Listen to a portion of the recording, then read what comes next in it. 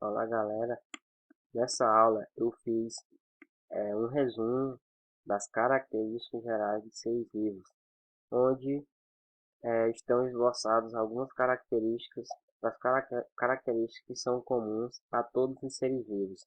Então a gente viu que todos os seres vivos possuem características em comuns, características essas que vão estar presentes independente de alguma forma, elas vão estar presente nos seres vivos das mais diversas classes, dos mais diversos grupos. Então elas vão estar presentes em todos os seres vivos.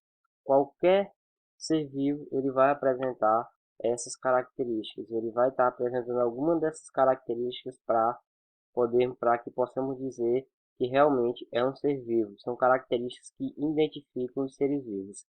Então, primeiramente, nós vamos para a composição química do corpo com predominância de alguns elementos químicos. Então, a composição química dos seres vivos, ela sempre vai ter presente alguns elementos químicos na sua composição. Na sua maioria, alguns como o carbono, o hidrogênio, oxigênio, nitrogênio, fósforo e enxofre. Vale lembrar que dependente do ser vivo, dependente do tipo de ser vivo, esses elementos químicos vão aparecer em quantidades diferentes no corpo ou na estrutura do organismo desses seres vivos, né? Então, desde as formas mais simples até as formas mais complexas, os seres vivos vão ter a presença de algum desses elementos químicos. Formados por uma ou mais células. Então, uma das características principais dos seres vivos que configura que todos os seres vivos eles são formados por células.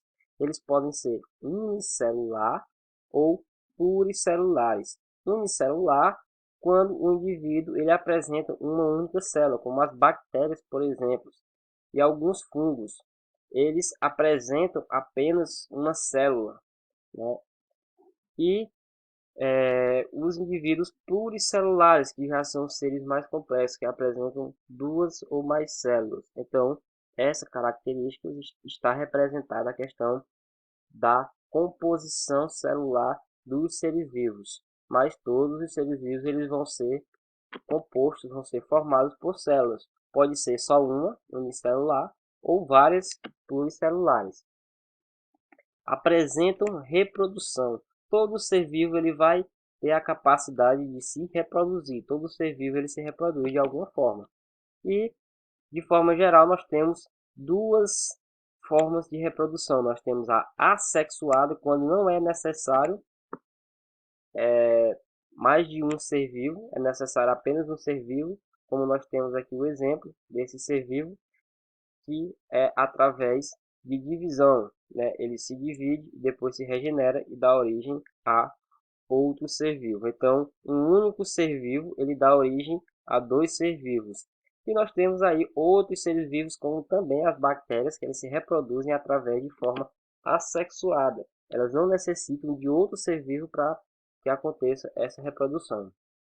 A reprodução sexuada é necessário a atuação de dois indivíduos. A maioria dos seres vivos se reproduzem através desse tipo de reprodução. Então, é necessário a união de gametas. Aqui no exemplo nós temos os gametas humanos, né, o espermatozoide e o gameta masculino, que é necessário que ele se una ao gameta feminino para que ocorra a reprodução. Então, a sexuada é necessário a presença de dois indivíduos com a união dos gametas para que ocorra a reprodução. Possui metabolismo. Todo ser vivo ele vai possuir metabolismo. E esse metabolismo, a respiração, por exemplo, que é a forma que os seres vivos utilizam para produzir a sua energia. Então, através da respiração. Dentre outros processos que acontecem no corpo humano, por exemplo, a digestão é um processo metabólico, a respiração é um processo metabólico.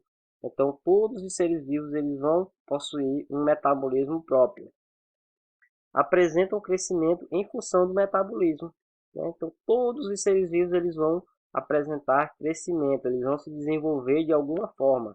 Eles vão nascer, vão se reproduzir e vão crescer. Todos os seres vivos eles vão apresentar esse crescimento.